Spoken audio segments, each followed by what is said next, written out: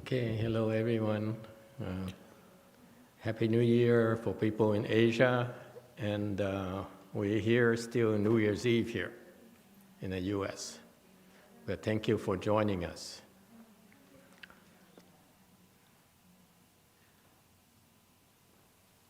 All right, before we get started, there's a question from yesterday from YouTube. Okay, go ahead. Yes, this question is from Tian Guo Master. When people are enlightened, do they not regret during this lifetime, but can they regret in the next lifetime?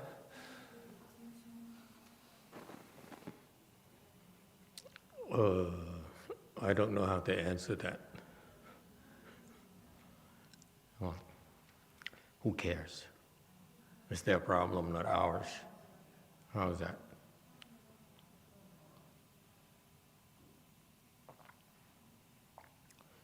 I guess the answer is why don't you become enlightened and find out for yourself instead of for me telling you what's happened to the other people.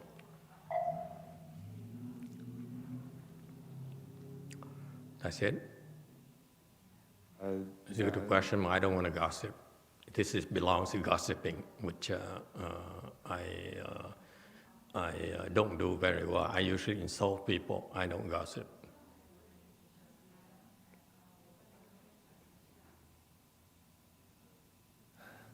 There's another question.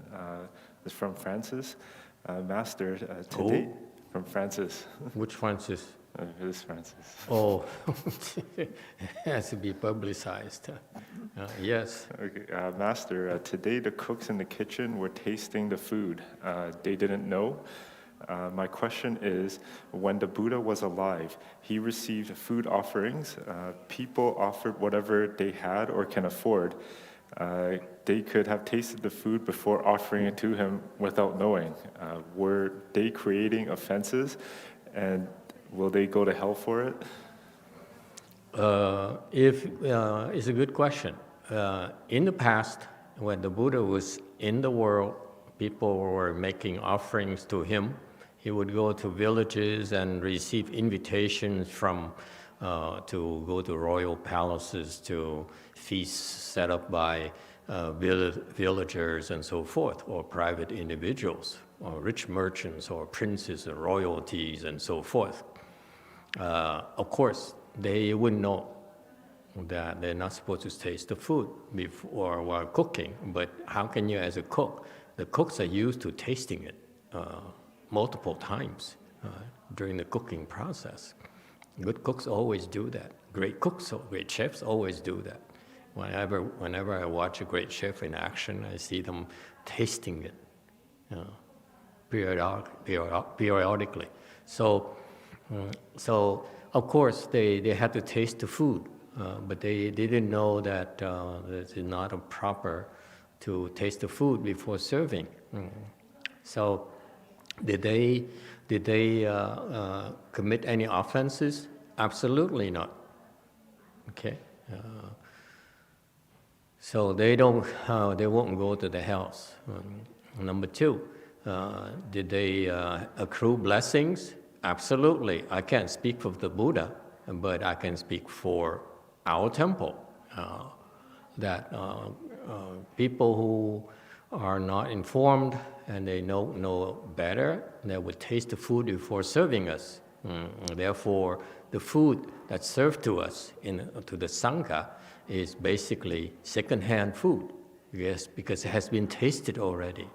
So it's perfectly okay. It's nothing wrong with that. What we are taught in the Chinese temples is that if you do that, then you won't receive full blessings of offering food to the Sangha. When you offer food to the Sangha, you have many benefits. Couple things, among which number one is your complexion improves. Number two, but with the foundation used nowadays, you can't tell.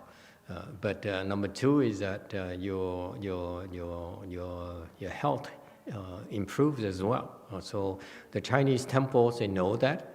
They would offer food to the Sangha. They let the people who have sicknesses offer food to the Sangha, because that sustains the Sangha's body and help them cultivate. And that's why offering food to Sister Sangha in the cultivation will improve their benefit, will improve their health. Okay, so I remember when I was at the CTTB during the big Dharma assemblies, the Sangha would be sitting on the podium there in the dining hall, and at least on the men's side, the lay people would come up, and make an offering to the Sangha. So that's why the tradition. But in our temple, we know that most people are not informed. And so do they lose blessings or for offering second-hand food to the Sangha? Absolutely not. You will lose. In fact, I was told the people who were cooking in Vietnamese temple, I remember this, a Vietnamese temple who were cooking for this famous Vietnamese monk. So back then, this is a story was recounted by my mother nun, who used to go to such places. And they would tell her that, taste this food first, it's very, very, very tasty. And then I said, then she says, but wouldn't that be improper to taste the food and eat it before we serve it to the great master? I said, we do it all the time. When we don't like some monks, we actually put more spices in there. If you do that, I assure you, your blessings are not much. If you serve food to the Sangha with that kind of mindset, it defeats the purpose of the food offering Dharma. However, if you sincerely wish to make a food offering to the Sangha and you don't know the proper protocol, at our temple, I assure you, unlike what the Chinese tell each other, in our temple, you have no problems. You receive the same benefits, because to us, new food or second-hand food all taste the same, as long as it's good. Okay? We're gluttons, so give us good food, we forgive everything. Okay? Still more questions? Number 3, yes. Number 3, this is from the kitchen manager, so Master. I was watching the cook enjoy the raw food, which was cheese, and I didn't have the heart to tell him. Should I have said something because I'm not sure he's an outsider or an insider? When can I say and what can I not say? What is the problem again? Watching raw food? So the cook was eating the raw food while cooking. Eating the raw food while cooking? Yeah. That's why people go to the kitchen.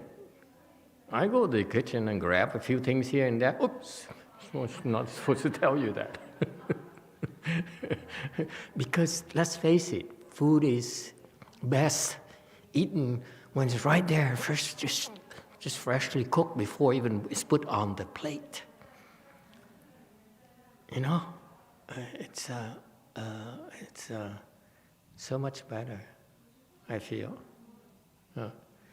So it depends. If these are regulars, we should tell them gently. If the newcomers and we don't know them, just ignore it. It's not a big deal to us. Okay,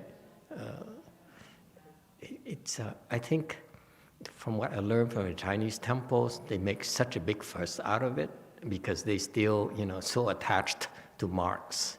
It has to be fresh food. It has to be the best food. I remember in my Vietnamese temple, we were poor, and we don't have a lot of offerings, at least for food. So when the faithful came to offer food, vegetables to us. They would usually, somehow a lot of the vegetables have yellow dots, green veggies. Green vegetables have yellow dots, meaning it's not very fresh and so forth. Okay. I came from a master's temple, Chinese temple, where we don't worry about it. But the Vietnamese monks there, they would refuse to eat those foods as it's not nutritious. Okay, so it's not. To me, I learned all those things. I never took it, made a big fuss out of it. Food is food.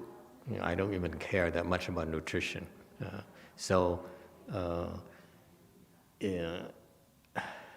I think people are way too attached to marks. My teacher taught me that you eat in order to cultivate. So whatever fills up your stomach, that's good enough.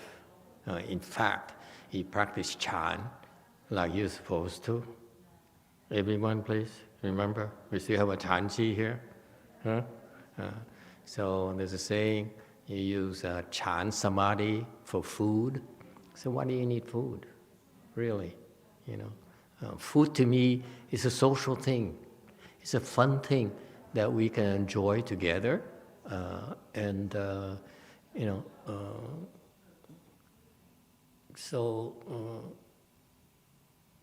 shouldn't make a fuss, too much of a fuss over food. Food is meant to be shared and enjoyed. Okay, that's so. Don't take it too seriously. Okay. However, it's important to understand the customs. So when you go to a Chinese temple, be more careful.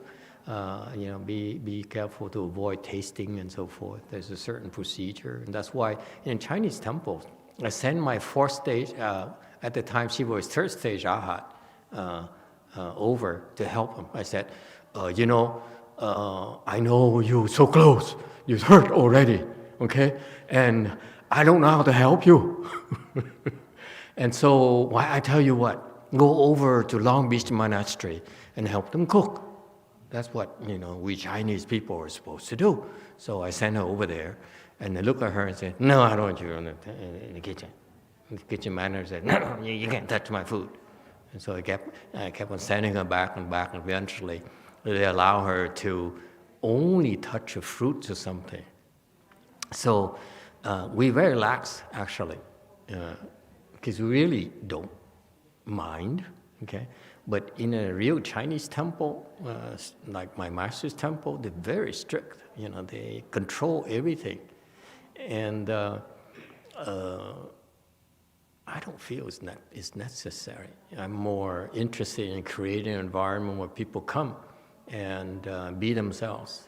And that's how they generate blessings, by being true to themselves and being sincere in the best way possible. Sometimes they don't know, no big deal. Okay, as long as they're there to do something good for themselves, I have no problems. So, but if those who wish to do stupid things, yes, they will go to the hells. I assure you of that. Okay.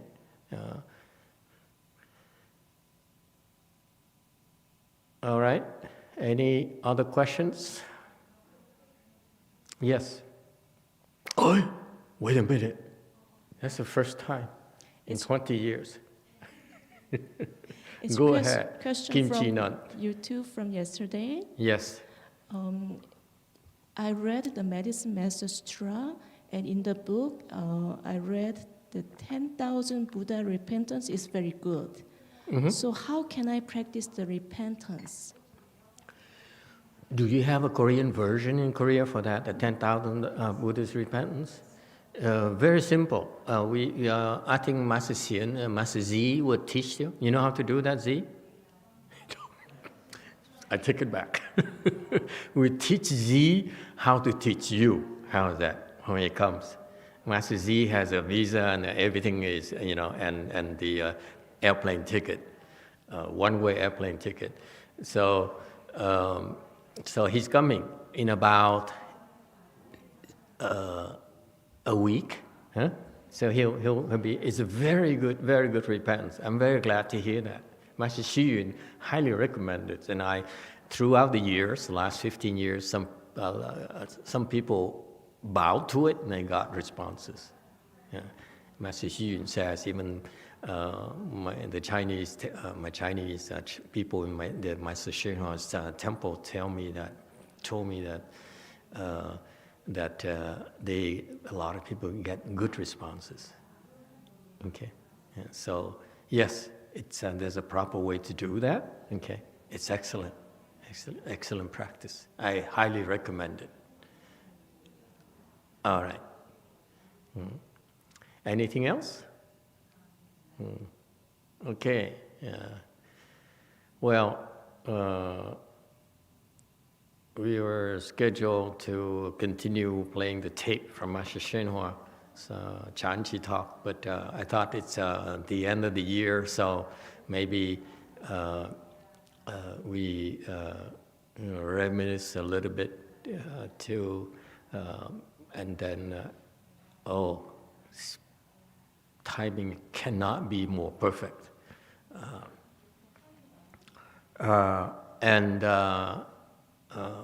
Maybe get everyone to speak and share their experiences this last year. Okay, that will be fun. So about a week ago, I had a false thought. And I said, people are really hungry nowadays, so I wish to share some of the food we have. So I wished to donate 10 bags of rice to the food pantries, or make some kind of donations. My first thought was to go to the World Central Kitchen. Anyone heard of that?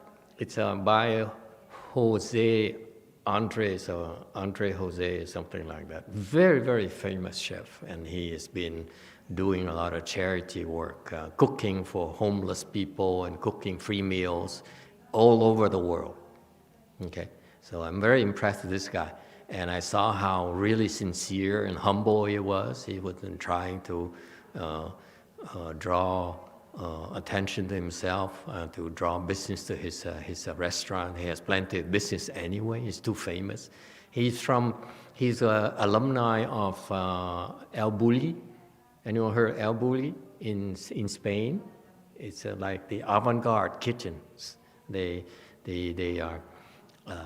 are at the forefront of the new cooking techniques. Okay, this is fantastic, very scientific. And so he has this World Central Kitchen where they cook for free meal, give free meals to earthquake victims, to natural disasters victims, and homeless people, and so forth.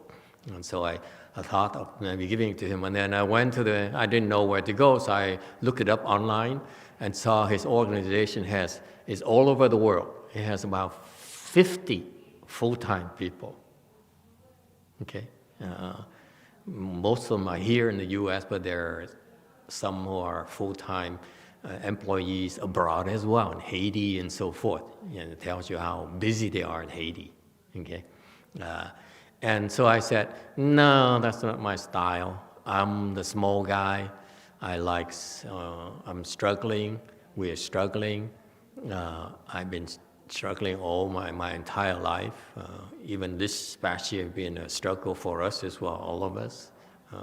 And so to me, I prefer to go to small guy where no one knows about them, and they cannot find support. They did these food pantries out of the goodness of their heart, and a liberal donation would mean so much to them.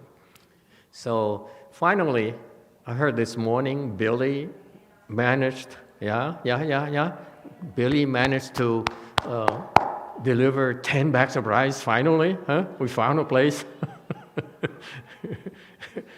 Yeah, I said, tell us about that. Give him, how did you find those people? And I heard it's like he went to the very dangerous area in Los Angeles.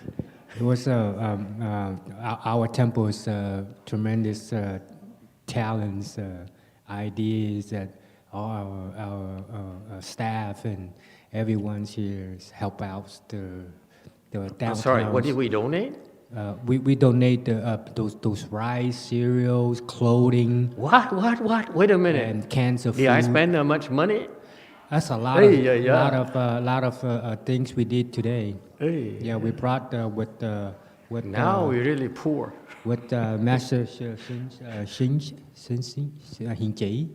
Yeah? Yeah, he. You two went? Yeah, we both went with the van. With today. your van or my van? The Honda, your van. What? Yeah, it saved gas.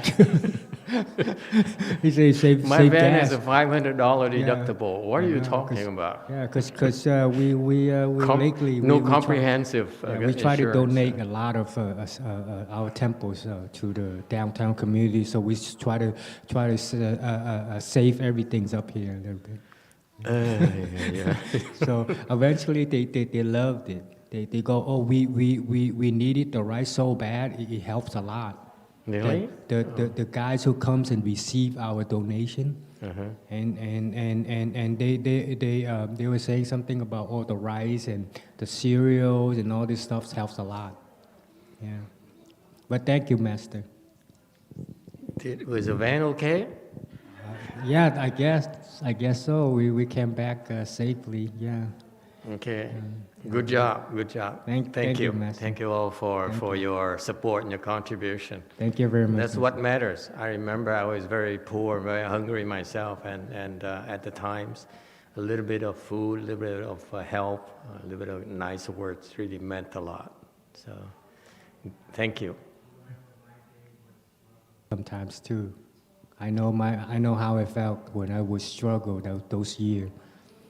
Yeah. All right, so that's our last good deed for the year, huh? Okay, thank you, everyone. Did you have a question there? Blue, black, Yeah.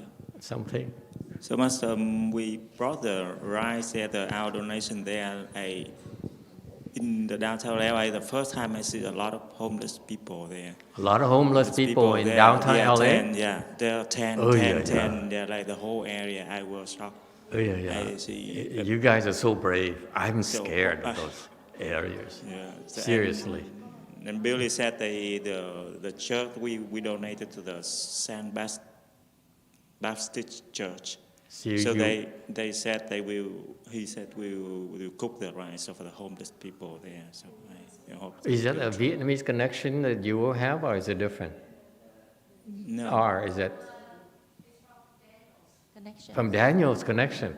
All No, right. I think that Good. one I called before I go, but they didn't pick up the phone. Say I don't know that place open, so I have to call a different place. And So this is a different place that Yeah, was yeah. original plan for? yeah, Oh, I see.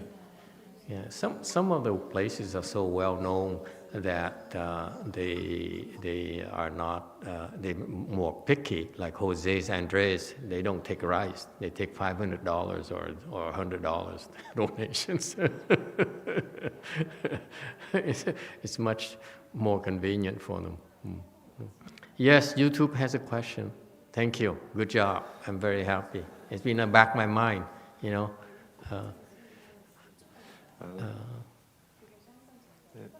Okay, Let Go asks, it is said that if you take refuge with Master Xuan Hua, you are required to memorize the Shurangama Sutra and do 10,000 bows. Is it 10,000 bows or bow to the 10,000 Buddhas as in the 10,000 Buddhas Dharma?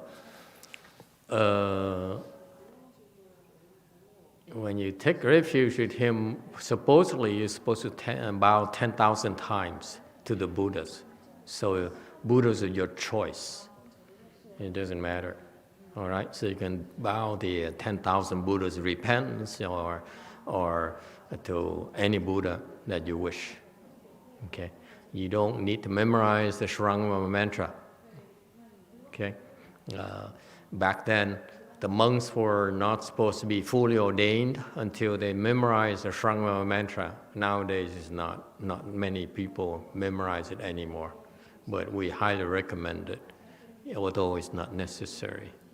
Okay, we all have other means to help sustain the proper Dharma. The Shurangama mantra is the major mantra to maintain the proper Dharma in the world. So that's why we highly recommend it. All right. Anything else? Okay. Very good. And also received in the last minute some photos from Korea. It's snowing again. It's their New Year's Day over there. Okay. Look at that. There's so many of them. My goodness. Must be homeless Koreans.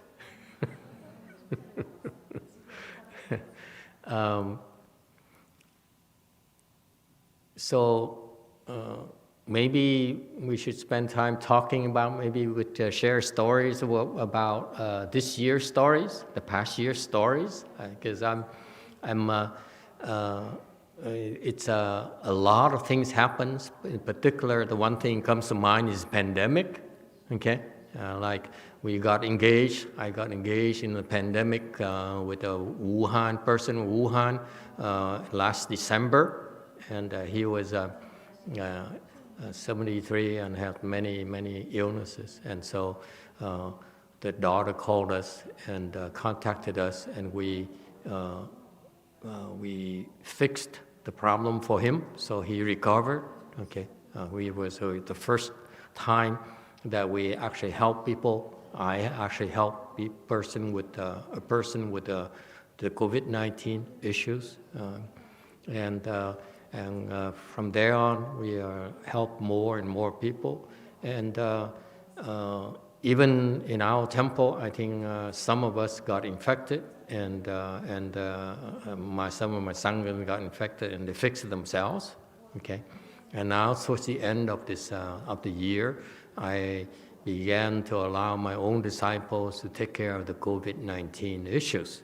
I don't do that anymore.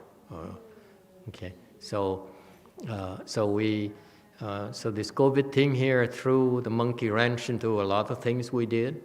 So to the world, not just us. In a way, I'm glad that we have a chance to survive the whole 12 months of 2020 without any of us or our family members suffering a loss to losing someone to the COVID-19. Am I correct? Please correct me if I'm wrong. As far as I know, the COVID-19 could not harm any of us, except for those who came to us too late with the pre-existing conditions. Not much you can do. Okay? Am I correct? Okay, that seems to be my impression. So a lot of things we do, we only say it after we did it, not before. You do it, we say it before you do anything. It's called salesmanship, selling. When you say it after, then it's informing or educating people. Okay, so we lucked out. We lucked out in that it's pretty bad right now, and we're very solid. We're not worried at all. You walk around, people are terrified, even including the Buddhist temples are terrified because the monks who died, nuns who died, and people in the temple got infected and perished. So it's not something to be taken lightly. So that is to tell you that we're lucky, and apparently your meditation skills are strong enough for you to protect yourself as well. Okay, it shouldn't be a problem for most of you. It turns out that we also have managed to bring 2 temples online. Okay. And at the same time this year, one in Korea and one in San Jose. And so for that, I'm very grateful for your support and your sincerity. I'm very, very truly very grateful. And we also, did we do a lot of remodeling this year here at Wei Mountain Temple? I forgot. Not a whole lot, right? We cancel major plans anymore, no more money, because we invested in Korea, we invested in San Jose. So we stopped investing in Wei Mountain Temple. Couldn't afford it anymore. So anyway,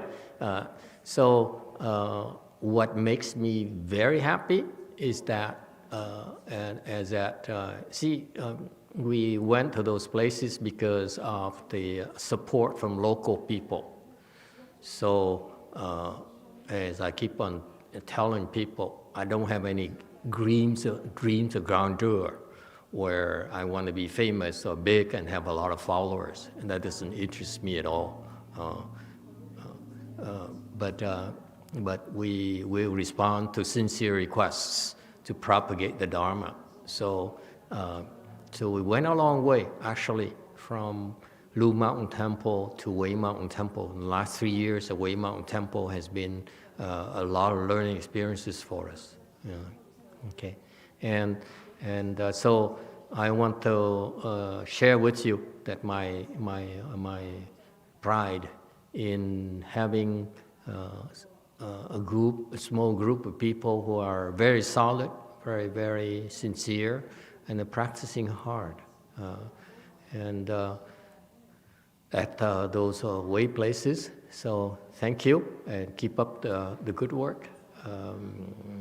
In fact, when it's not like only years ago, when we have a lot of, most of you are low levels, okay? And then now it's just not uncommon for most of you to be in the formless realms, lay people. And so it's not a big deal anymore, okay? So the point where we need to probably have to raise the standards, okay? Because it's not challenging enough for you. And when I was at Lu Mountain Temple, I said, you lay people are supposed to reach first stage Arhats, but that seems to be too easy for you. Even Go Yin, my ex-cook, she went to 8th Samadhi now. For a woman who never really wanted to learn, never really learned how to do Chan. We're a Chan temple. And she's one of the long-time disciples of the temple. Doesn't know how to do Chan, but she reached 8th Samadhi now. So what's next for her is first stage Arhat. That's too easy. So anyway, you guys are scary. I don't know what happened. I had nothing to do with it. Maybe it's like peer pressure, peer competition or something. You guys are so scary. I went to San Jose and look at those people and said, oh, what? What happened to you? How come you're progressing so fast? So that makes me very happy that it's not the way places. That is the fact that these people, you are progressing so quickly and so fast. And that's what we are about. We are about helping you improve and attain those things. It's for yourself. It's you who know. Yes? When I tell you improve, you do know. Okay? That's the case. I tell you only to help you speed it up. Usually, if you didn't know, it would take you about a few weeks, few months to before you realize it. So I speed it up. I say, oh, you're so that you, that's a gentle form of pressure. Okay? So it's very good.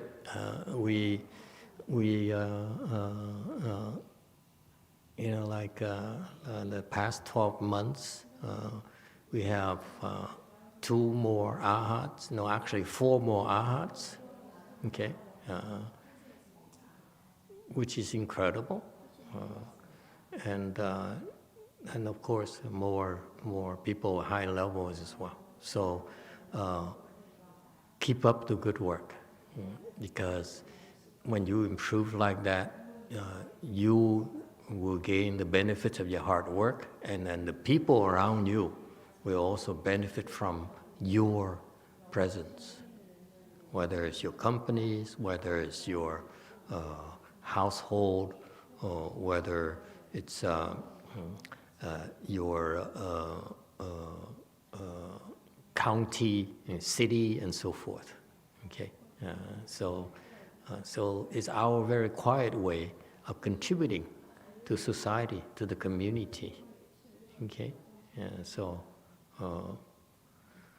that's my fun. My fun is to see you improve and enjoy your progress. Okay. Even our old monk improved as well. It's amazing for an old monk to keep improving. You know that how sincere he is and how hard he works.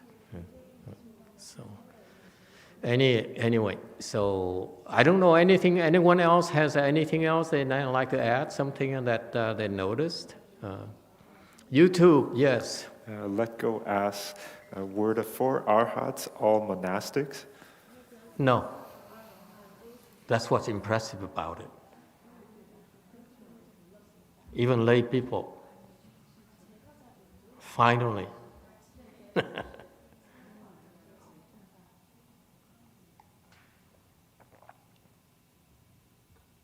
It's not easy for lay people to reach 4th stage Arhats.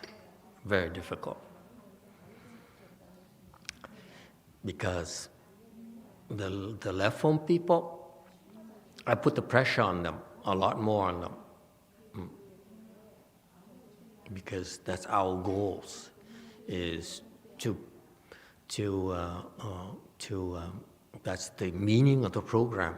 You become a left form person because that's our aspiration, to reach 4th stage Arhat, and much higher, of course. So until you reach 4th stage Arhat,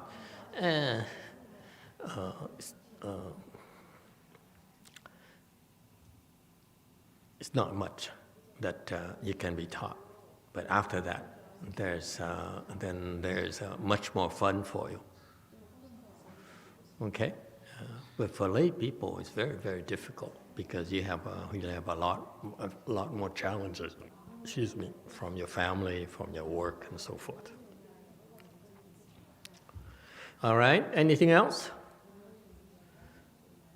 Comment, yes. Diego says, I just want to say thank you very much. I am an intermittent guy in the temple, but when I go, I always feel welcome, and I feel a lot of blessings just for going and spending time with you.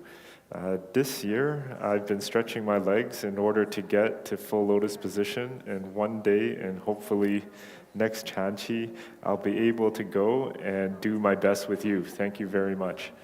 All right. Thank you for sharing that with us. It's not about the full lotus. It's about your trying your best. And the full lotus is just an expedient to challenge you, to try to do something that's difficult, that you don't necessarily like to do. But absolutely, we enjoyed having you coming over, and we're glad that we didn't scare you away. Okay, it's a lot tougher than you think. It's very, don't want to come across as bragging, but it's very difficult to come to the temple. It takes a lot of blessings, honestly, to be able just to come. Typically, people come a few times and that's it. The blessings run out. It's a huge drain of blessings, and those who come with the wrong mindset, we patiently wait and wait, and eventually, if they don't understand, eventually they leave on their own accord. Okay, we don't discriminate. Okay, All right, anyone else? Yes, orange. Sir, I would like to express my gratitude to you and to the Sangha. I think during this ChanQi, I have made a lot of progress, and my mind was able to, is from 2 years ago, 2 ChanQi ago, every time I come to the temple, it was a lot of suffering and struggling. But Suffering, struggling at the temple? No way. But Doesn't sound right. It's a this- piece of cake. Ask Derek. He's so happy when he comes here. well, during ChanQi, having to do the sit and everything, a lot of He struggle. only comes in a ChanQi. Okay. But this time, I think I have a breakthrough. So my mind it's all blank and empty most of the time, and I feel this joy and happiness inside.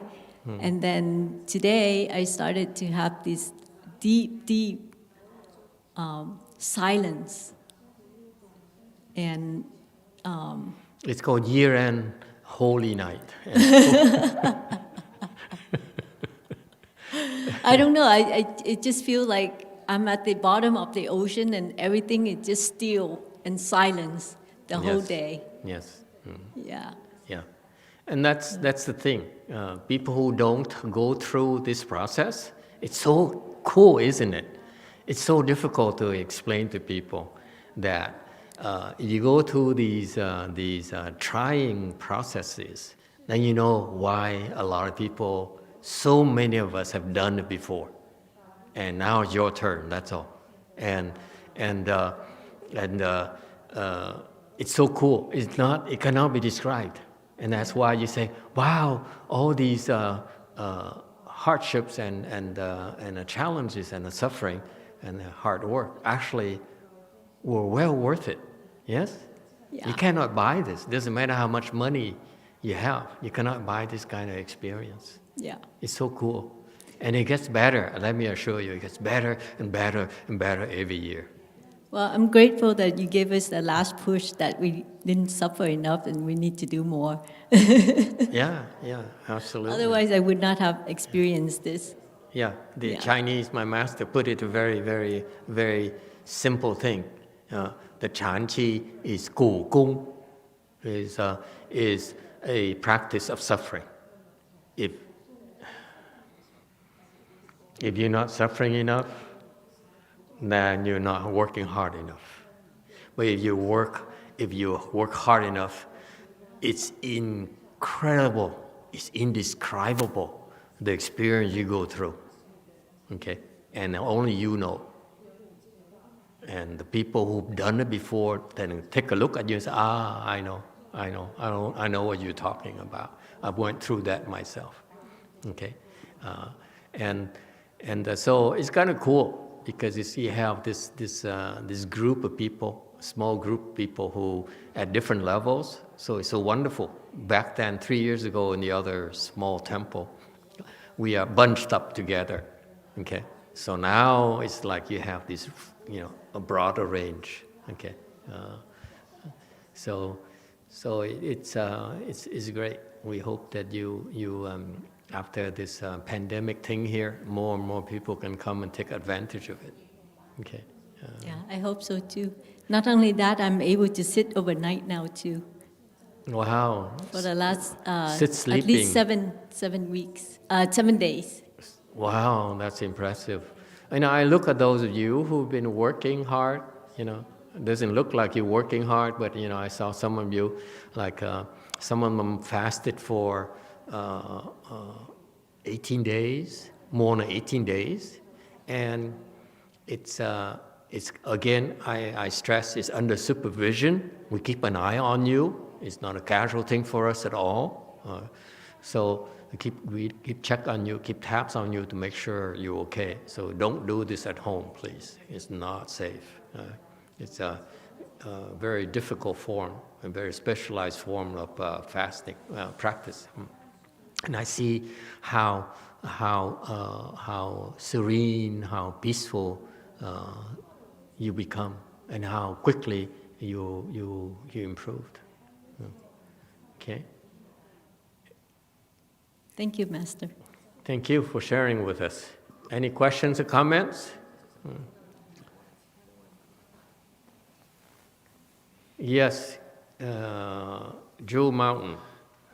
Jewel Mountain asks, Master, you mentioned that there were 500 Arhats in a temple when you shared an anecdote before.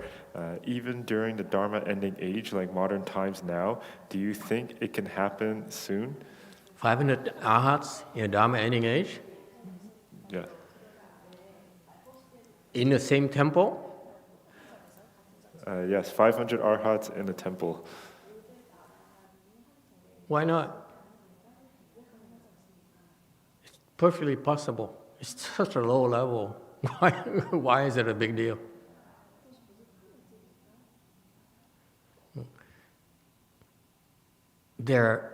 My experience has been that there's so many people with so much potential that for them to, for these people to, if they know how to resolve their obstructions, then they can go very far. For us Mahayana people, Arhats really, personally, to me, they're dime a dozen. I don't think much of them at all. Okay, I'm bragging a little bit. Yes, Orange. Master. So my son and one of my roommates caught COVID. Yes. And and then another friend of mine had an operation which had complication. Mm-hmm. So I asked for the Help? Medicine Master plaque, Yes. and they recover within a week. They what? They recover within a week. They recovered all three? Yeah. Really? Wow. There are miracles from the churches. Yeah. So my roommate started to have complications. She started to have a lot of coughing and all that. So I told her, I'll get you help. I get you Medicine Master plaque. Yeah. And then since I got it, she recovered within a week. Really? Within a week? And same as my son. Wow. Yeah, I just that's talked to him impressive. today. Yeah. For that first person, my first client, if you will, from China, was also took that person 2 weeks to recover. So we're getting better and better. And this time it's not me, it's my disciples. I did nothing. It's so cool. Yeah. Anyone else? This is what it's about. It's about you discovering, unfolding your own potential. It's not about me. I can't wait to retire to the Bahamas, on a real big temple, private beach, helicopter pad. And when I go there, it will be good because I can save them a lot of money from the destruction from the hurricanes. That's why you want me there. The hurricanes will go to Miami instead of the Bahamas. Yeah. That's, it is said that if wherever there's an Arhat residing, then the natural disasters have a way of averting those areas. Okay, so that's how you can tell. I can tell, for example, in Japan there aren't a lot of there aren't really. I don't think there's any 4th-stage Arhat. That's why there's so many disasters and earthquakes and so forth. terrible. It's not a good thing for Buddhism to see that. For us professionals, look at that and say, that's not good. Okay? Yes, you too comment. Let Go says, thank you, Master, for continuously reassuring and offering a peaceful mind for all your followers regarding the pandemic situation. Many would not have a good, peaceful mind for the year without your help. Thank you. Thank you for sharing. That's why we at first I started talking about, we're not afraid of COVID, and some of my dear disciples said, Master, be careful. There are a lot of charlatans out there. You don't want to be known as one of them. And I thank you for the input. So I started, toning down my rhetoric a little bit. But eventually, these results speak for themselves. The talk is only to encourage you. So absolutely. The reason being that I wanted to reassure people that the most damaging part about the COVID is the fear. It's so destructive. It's the fear that destroys the economy of the world. That's the biggest problems. That's why I started telling people that, don't be afraid. If you have reach a certain level of skills in Chan meditation, you shouldn't have to worry about that. And if those of you who can't and you aren't sure, we can help too. Okay, but unfortunately, what happened is that, of course, as usual, I always experiment. I love to experiment, so I try this, I try that. I let my disciples try this and try that. But eventually, my goal is to show my own disciples that they can help others. It's not just me. Okay, so towards the end, I stopped doing anything. Okay, it's my disciples who actually help those people. I directly ask them, help that person, take care of this problem, and they it's their accomplishments, not mine anymore. Okay, so but the fear there is the most debilitating. So in a small way, we help some of you who believe. Of course, I sounded like an idiot, a small-time monk trying to grandstand and draw attention, do publicity stunts and so forth, which is reasonable to assume. There's nothing wrong with saying those things. But it's too fantastic to really believe. But we said that not only to reassure you towards the end, like right now, we're going to help you. We don't care anymore. If you need help with the COVID-19, we'll help you for free. Okay, and we don't have to worry about any money or whatever. But the fear is actually has another aspect. If you cultivate, because I saw it in the other temples, the monks and nuns are terrified of the COVID. There's no reason to be terrified, especially my peers. There's no reason. It's a lack of leadership. You need someone who has to take a stab and say, this is what I know, and you should have no fear, because if you are afraid like that, you can't cultivate. You can't become enlightened.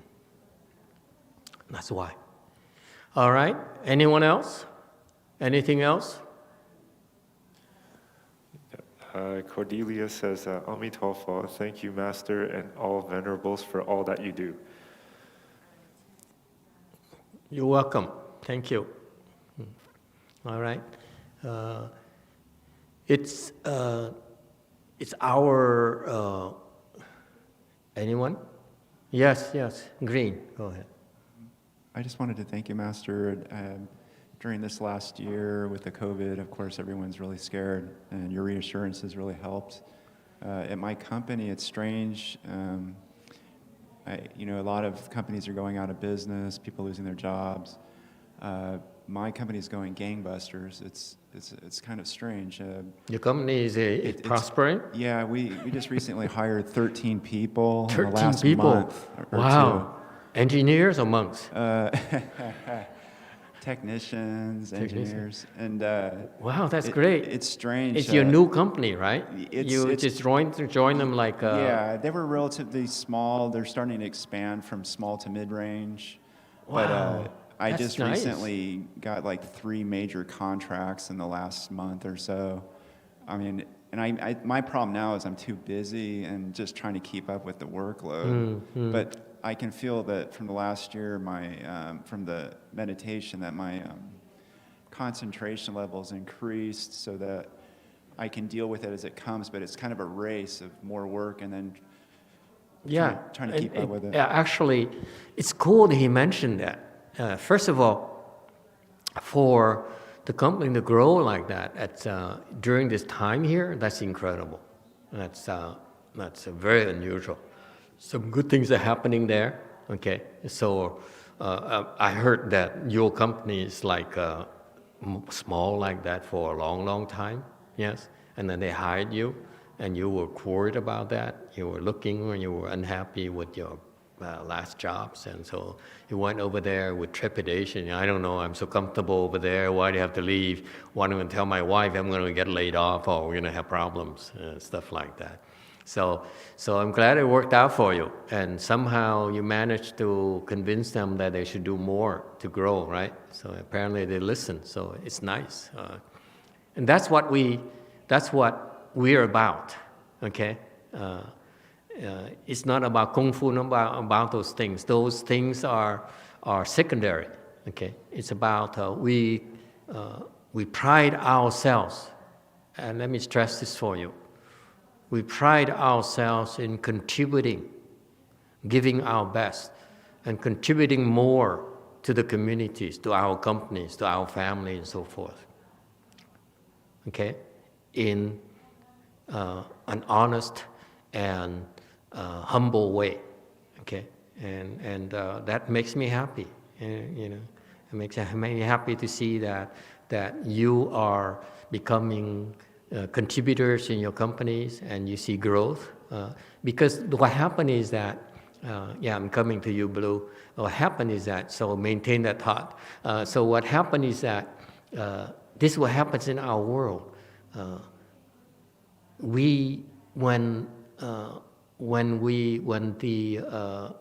to the occasion. How's that? Meaning that because of the challenges coming, then we need to rise to the occasion. So we need to grow ourselves. You cannot grow in a vacuum.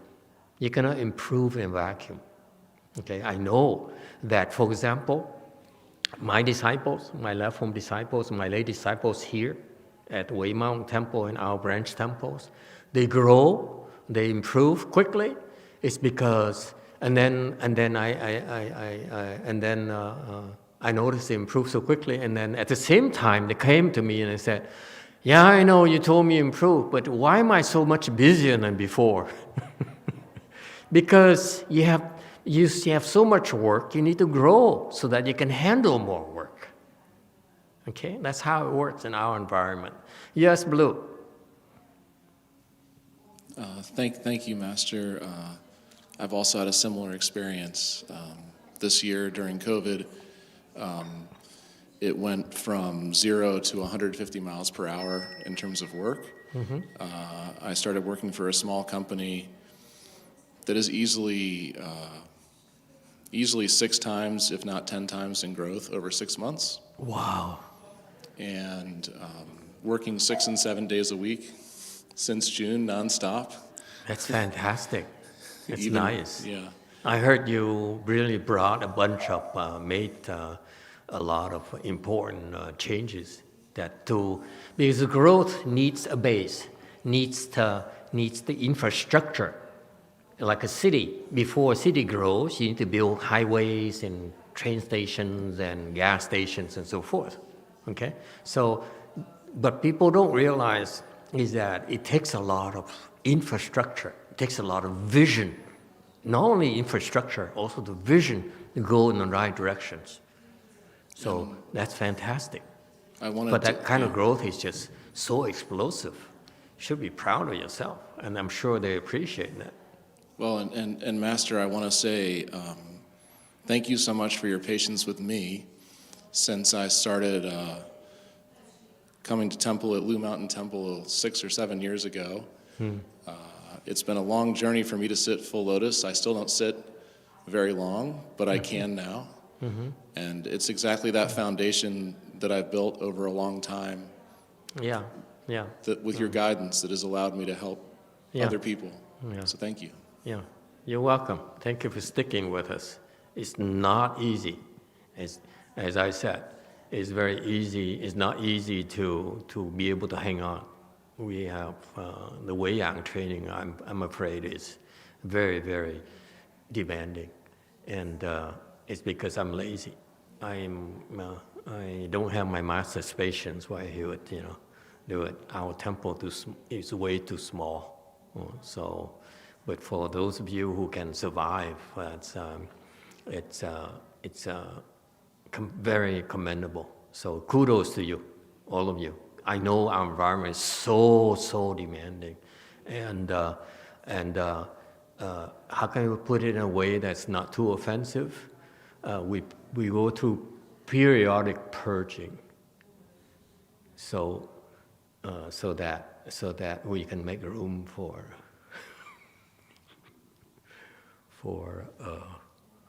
more people. Yes? All right, YouTube has a comment. Jane says, thank you, Master, and the team for your guidance during my ChanQi visit. Who is this? Jane. Jane, do we know her? Jane, don't know who she is. Okay, well, you're welcome. Now it's becoming like thank you, Master thing. Everyone begins with thank you, Master. Yeah. Okay. Go ahead. Anyone else? Question. Finally, let's get serious. It's becoming stage thank you speeches. Let Go asks, Master, would you consider to prolong the summer 2021 ChanQi to more than 3 weeks since you extended this winter ChanQi from 7 to 9 weeks? Good point. Should we increase it? Here's my problem. My problem are twofold. Number one, summer ChanQi is going to be like around June here, right? June, July. Am I correct? Right? It seems that around that time, Wei Mountain is extremely hot. It's like an oven here in the afternoon. And it's really unbearable. It's very difficult to meditate when it's that hot. Okay, we're not conditioned to that. Southeast Asian summers are extremely hot and humid. Okay, it's even worse than here, but we're not used to that. So it's very difficult to meditate, so it's not conducive to doing a meditation, long range meditation here in the U.S. Frankly, okay. Besides, our winter chi ends at around sometimes in February, and you don't have a lot of turnaround time between February to May and June. That's not a lot of time in between. That's the first thing. So Wei Mountain Temple, unfortunately, doesn't have any real good air conditioning. Actually, it has zero air conditioning. The only air conditioning we have is the basement. Basement is very well insulated. In the summer, okay, we mostly hang around the basement. We don't even come up here. So it gets pretty hot. So it's really not feasible for us to do more than 3 weeks, okay? And the other thing is that we have more places now. So my plan is that I plan to rotate my time to way places because because I'd like to go there and show my face and talk to people and train them. So I need to rotate my time. In particular, for example, right now the COVID-19 throws, causes delays in our plans, my plans. But I'm planning to go to Korea, excuse me, to hold ChanQis and Fuqis there, at least for 1 month, 4 weeks in Korea. Okay. So, and over there, there's also, we have a problem. Summer is even hotter than in Hui Mountain Temple. So we probably need to hold it like during the springtime, right, in Korea, like March, April, and so forth. And so if you hold it for 3 or 4 weeks, and you hold it in Korea, that's mostly for Asians, and then I come back here and hold it here, okay. So it's a lot of traveling, a lot of competition for our things. So I think we're going to stick to about 3 weeks. Preferably, we're not going to. We don't plan to stretch the summer cheese. The main cheese will be the winter, end of the year. Will be here, okay. But in the future. We probably would hold. We probably will go to like Korea if we have a way place in the mountain. Then the summer is not that bad in the mountain, is it? Huh? Kimchi girl, right? In the future, we will have a training center in Korea. At the rate they're growing right now, we're going to have a training center in Korea where I don't know how many Sunims are there in Korea. 500? Are there 500 of you? Someone challenged me. Is it a big deal that 500 are? I said, dime a dozen. 500 divided by 12, less than $3.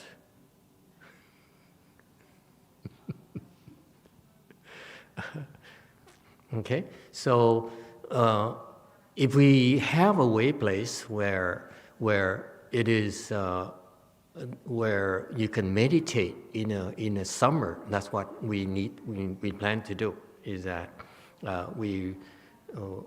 winter here is in the U.S.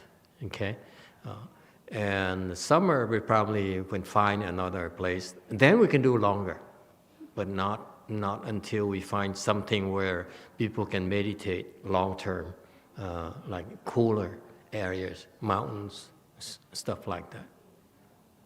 Okay, and it's and I can see in the future Korea will be the epicenter for Asia. So it's not just for Koreans, but also for all Asians.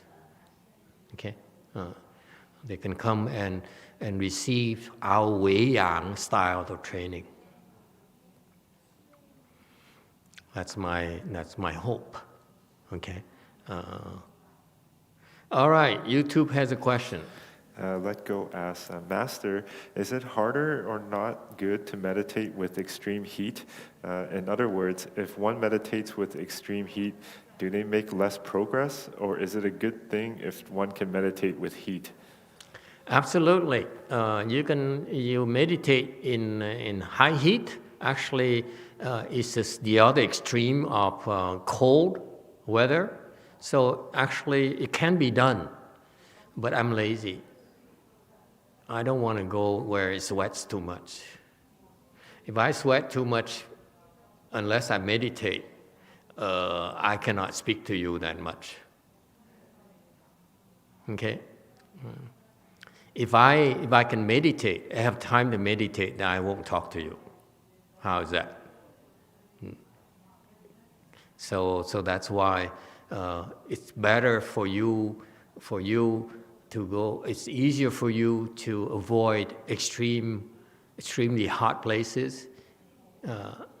Extremely cold is better than hot. Okay, because we it's more conducive to meditation. But extremely hot places is not that easy for you. For us, we can get adjusted very quickly. Okay, so it's not really a big of a deal. The choice of avoiding the extreme hot places is for you, not for us. Honestly, frankly, it's not a big of a deal at all. It's for you so that we can include more people. You do realize that even in ChanQi, like I keep on bragging about, we're selecting Buddhas and so forth. Okay, that's a little bit of an oversell, but it's true. But also, where do those people that we're choosing? They have to be brought from the bottom up to that level. So we actually the Qis are designed for all levels. So if I only focus on training the high skilled levels, then we cannot help the low level people. They will drop out like flies so quickly. Okay, so that's why it's hopefully we should have more chances, and who knows? At this stage here, all I can see is about alternating, but eventually, depending on the demands, on the kinds of people that need to be trained, we might even need to move the ChanQi away from Wei Mountain Temple, closer to where those Arhats and Bodhisattvas are, okay? Because that's our job. It's not about comfort or convenience. We have to go where the students are, or bring the students over when possible, okay? So it's flexible. Nothing is cast in concrete, okay? So what does it depend on? Depends on going back to what I started with. It goes back to where the conditions are, meaning that the reason that we have San Jose is because this local support for San Jose that convinced me to invest in San Jose as well. Same thing in Korea. There's local support for the Korean temple. That's why I also invested in Korea as well. So it takes both. But you have to make the first move. And we respond. That's all. We're not going to say, come to you and say, I want to open a Pure Land center. Okay, it's going to be huge. Going to be quite different from a Chan temple. I won't do that. You have to come to me and make that proposal. Okay. All right. Anyone else? Yes. Green. Well, 2020 was an unprecedented, challenging year for the mental health community. Absolutely. Myself and my colleagues had to hit the ground running in March. We were in the office one day, and the next day we were working from home, managing telehealth, learning that, switching from face-to-face office visits to phone visits with our patients, and managing the new challenges of the pandemic and the fears everybody had, the increase in depression and stress and anxiety, increase in suicidal thoughts, just survival fears about whether or not people could get supplies or food, managing their children's in-home schooling. And that was a real stress for a lot of the parents in my caseload. Very difficult. And I watched my caseload, which was already extremely full, almost double. And I work for a federally qualified mental health medical center.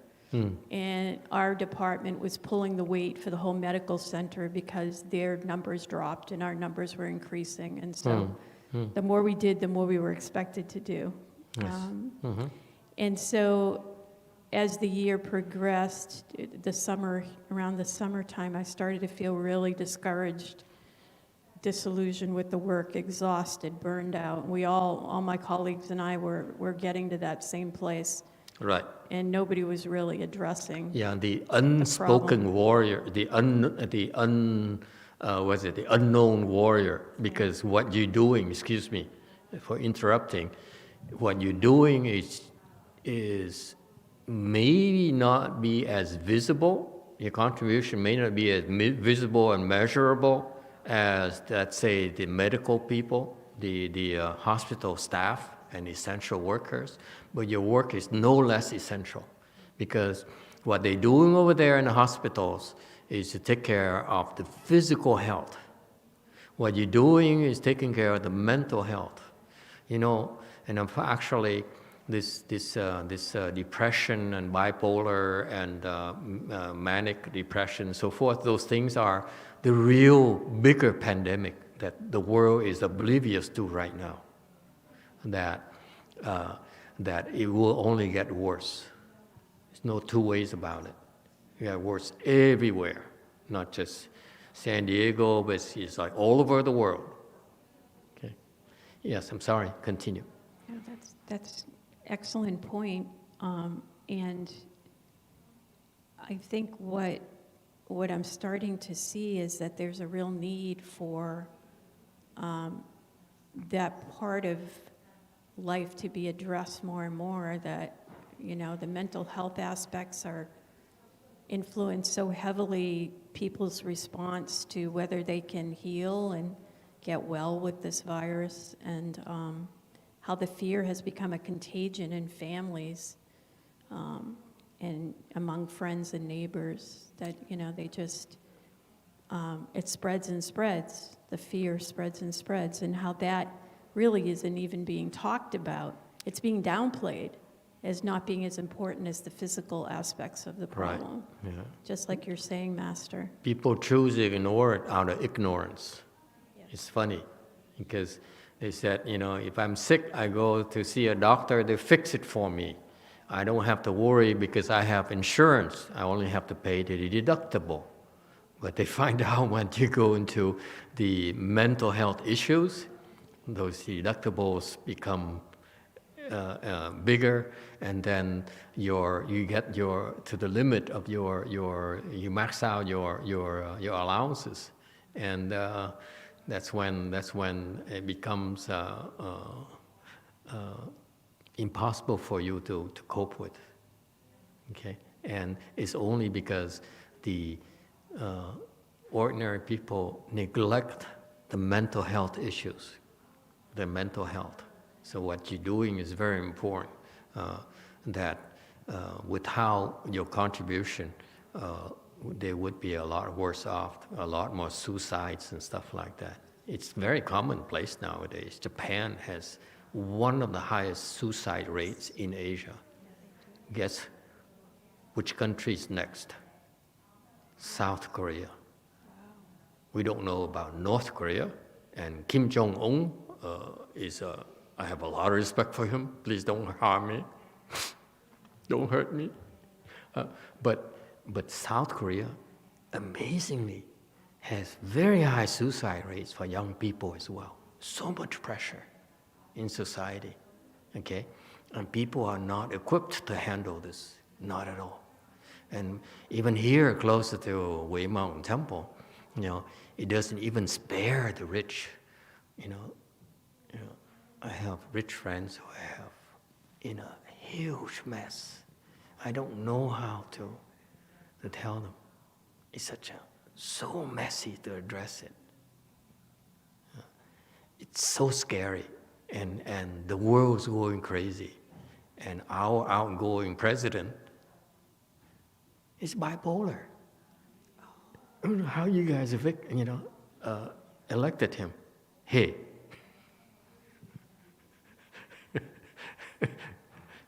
he's bipolar, severe bipolar. Yeah. That's why he's crazy. When he gets in those moods, he's uncontrollable. No one can control him. Yes? Okay. He does stupid things to harm himself. Very manic. When he withdraws, that's depression. And 74 million people placed their lives in his hands, and their future in his hands. You only see taxes, but you don't see the damages. Okay? So it's very, very serious for us. It's so scary that people are ignoring this serious pandemic that's been around for several years, I'm aware of, at least.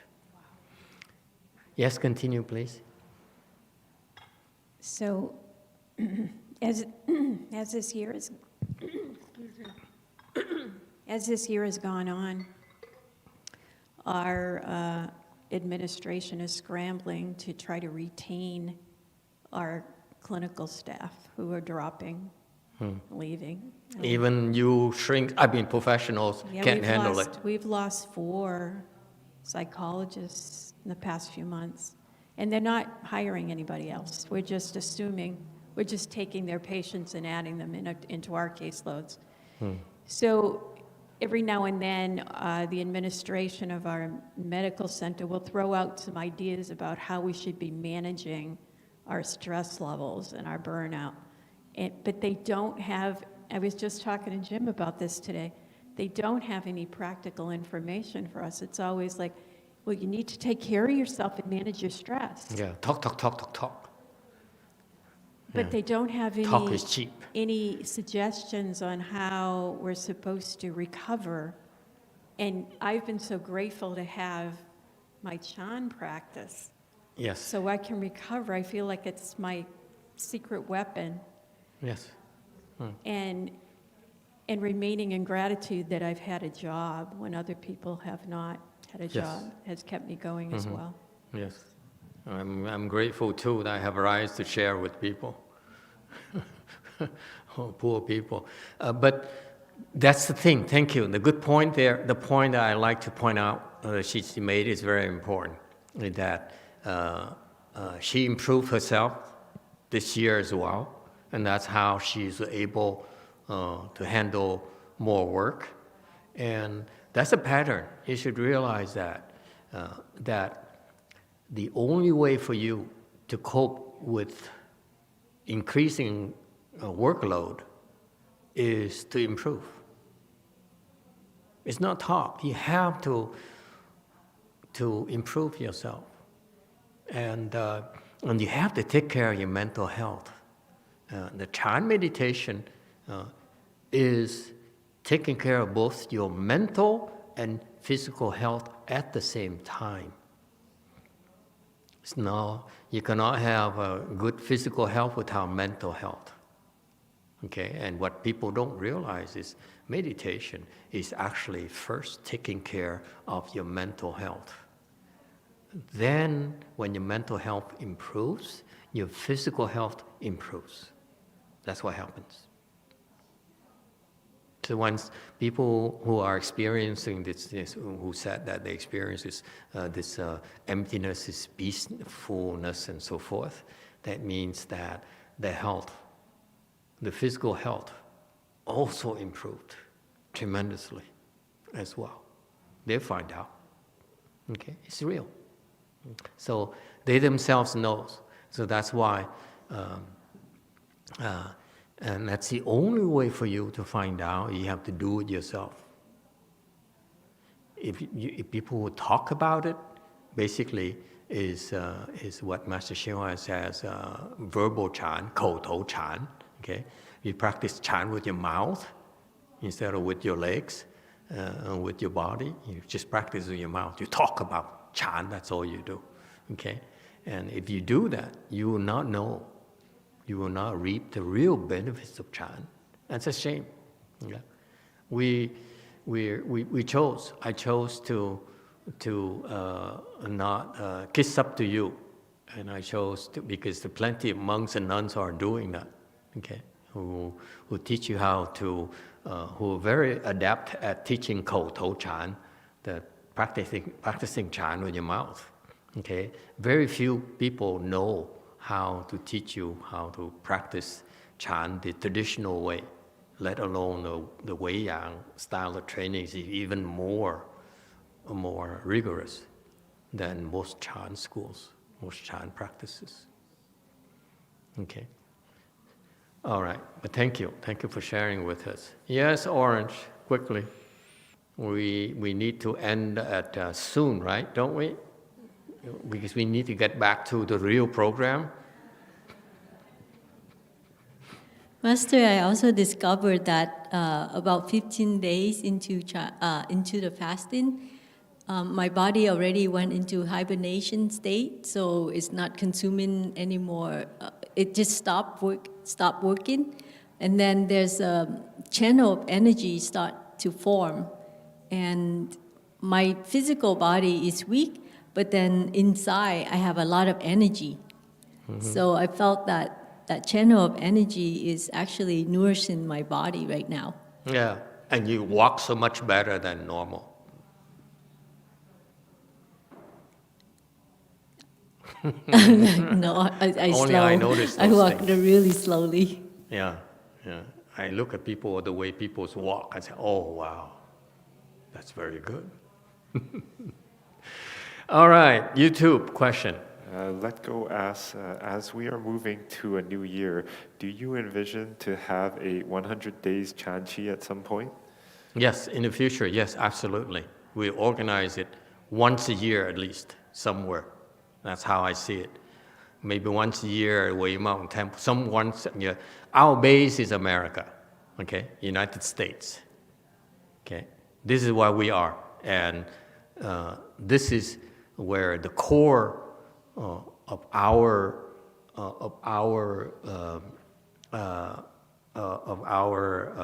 future will be trained.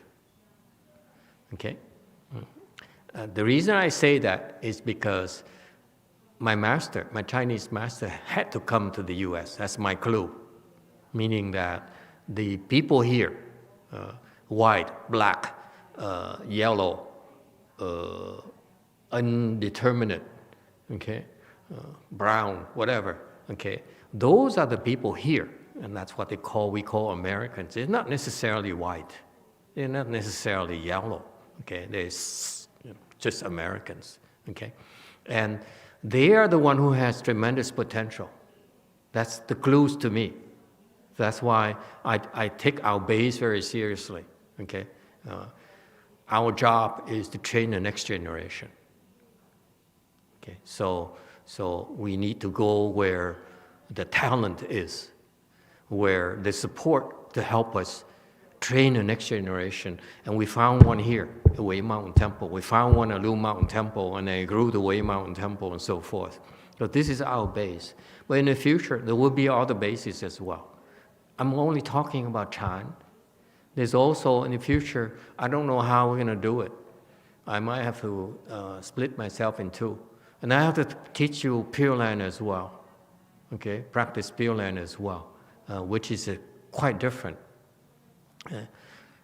So will be a lot of challenges ahead of us. Only so far, you see, Chan is overwhelming for us, but that's a quicker way to train you. Chan is the fastest training methodology that I know of. Okay, so yes, in the future, we will do 100 days Chan in the US, probably do in Korea as well, okay? We'll see. And that's what two places I see. And of course, fourth place is Bahamas. Yeah?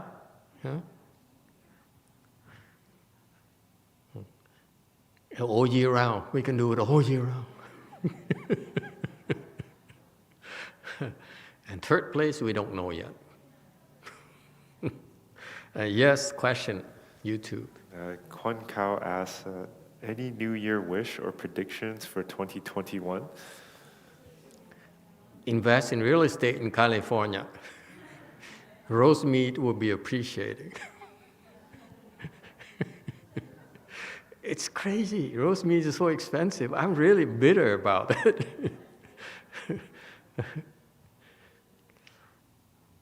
Besides that, you know, I wish Biden has more vision. It's too old, I guess.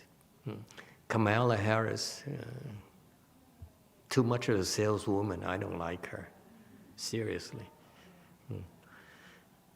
So, in terms of leadership, we went from a crazy person to mediocrity. What can we do?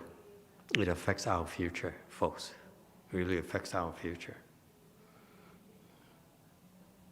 The company depends on the vision of the leaders. So does a country. Okay? So it doesn't bode well for the U.S. Honestly, in the long run, with Mr. T, he destroyed our infrastructure. We moved backwards at least 2 decades. Now it's up to Mr. Biden and Kamala Harris, is that her name, to catch up. But hopefully the next leader, I hope it's not going to be Kamala. I'm sorry. There goes all my government, future potential government funding. It's not going to be her. She has no vision whatsoever, and Biden is too old. Oh God. They're administrators. One is administrator, and one is just a poor salesman, a cheap salesman. But at least they're not crazy. Now, honestly, I told you to vote, followers of me to vote him out because he's so damaging to the world. Okay? And not just me, but a lot of people are the same opinion, those who are educated and who understand, But in the future, I hope you will rise to the occasion, meaning that, why don't you, keep on improving and become an engineering head of your company? Okay, because you can develop the vision that others cannot. Okay, that comes with your samadhi power. When you increase your samadhi, your mind is faster and you see much further than before. That's where the vision comes from. It's not BS. It's not imaginary. You actually think faster and you see further. So the same thing with you. That's why last night I looked at that guy. That white boy,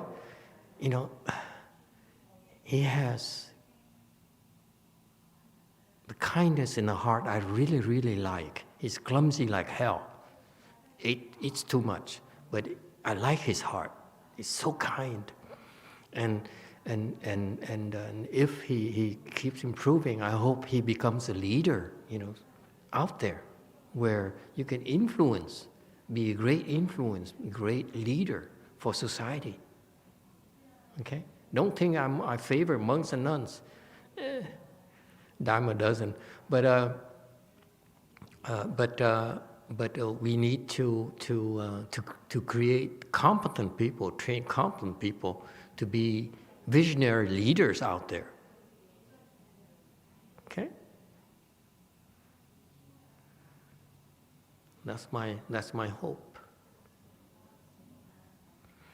You become leaders, you become great visionaries, and then give me a place in the Bahamas. That's all I ask. Yes, comment, YouTube. Diego says, I'll leave my wife and daughter and follow you to the Bahamas. Yes, we have a new colony called the Rajneesh like a community. We practice hopping meditation. Next level, next challenge for us.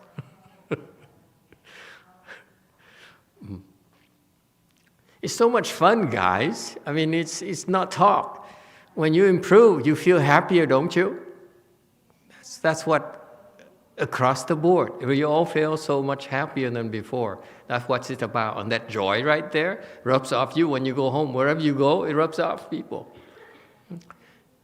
Just like when the parents bring the kids here to the temple, within half an hour, you notice, the kids perk up. They become happier and more joyful and less naughty.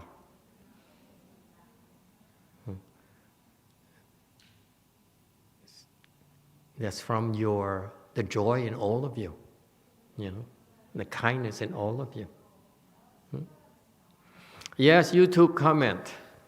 Daniel says, this is in regards to Mary Jo's story earlier. This sounds like my story. In my agency, we have 3 case managers leave, and my caseload has also increased. I do practice prayer to manage the increased load, and without prayer and church song, I would have quit already. I have to manage 60 people now. He has to manage 60 people? Yes. You better turn Buddhist soon.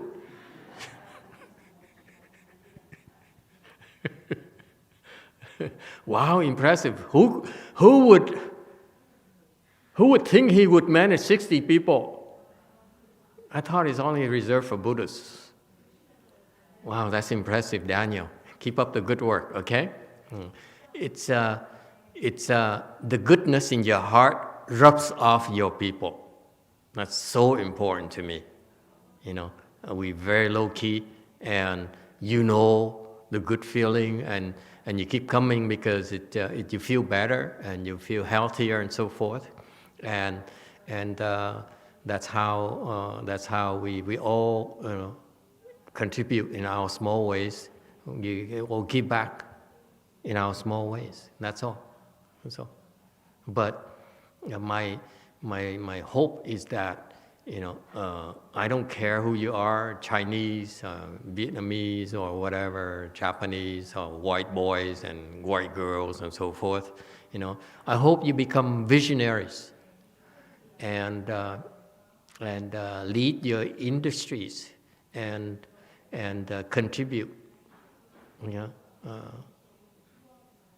It doesn't matter. You can be here in the U.S., can be back where you are in your own countries, your own whatever.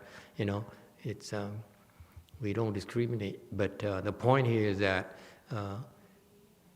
society becomes better, improves because of those visionaries. Okay, and Chan can turn you into visionaries and make you more resistant to the temptations. It will tend to derail you in your spiritual practice. Yes, YouTube.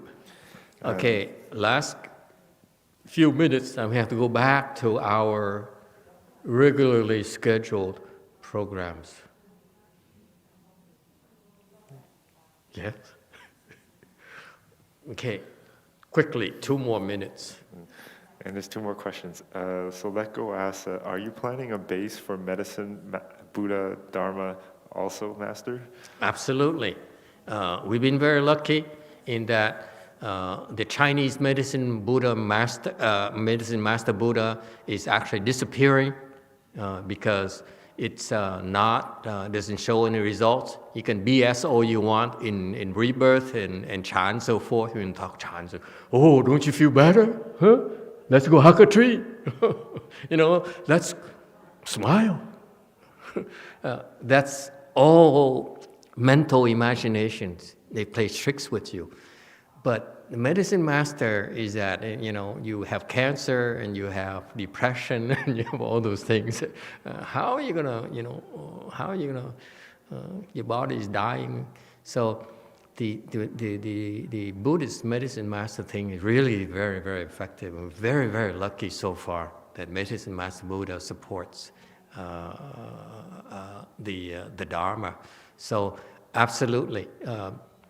In a very simple way, the first phase is to revive the faith in Medicine Master Buddha Dharma, and we've been doing that. And you revive the faith because you show results. Okay, nowadays, like the comment made earlier, the COVID thing here, it's just like that, So that shows right there the Medicine Master Buddha is watching over us. Let's not fool ourselves.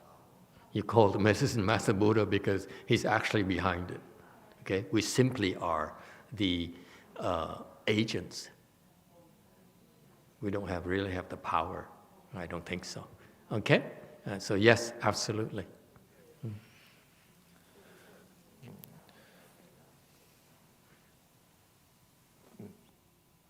The second question from Diego.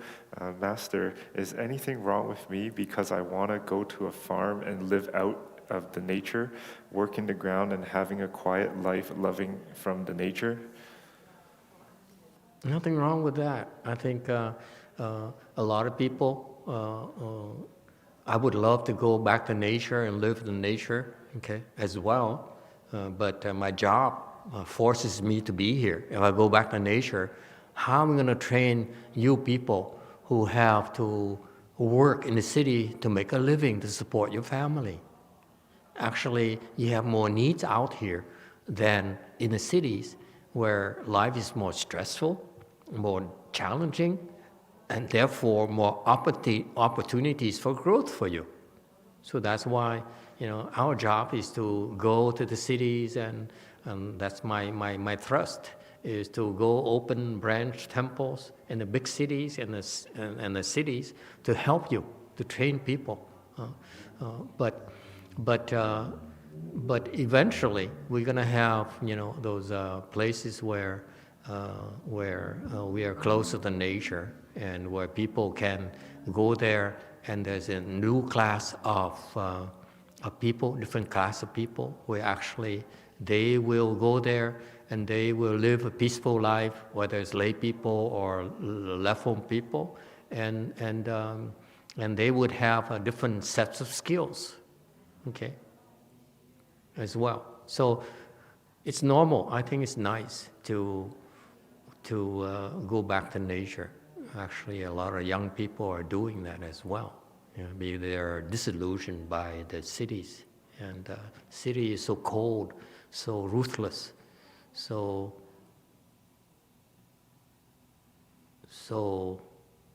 phony, so temporary. Everything is just you. If you can get away with it, do it. It's sad to see that. Okay. All right, we stop here tonight, and thank you all.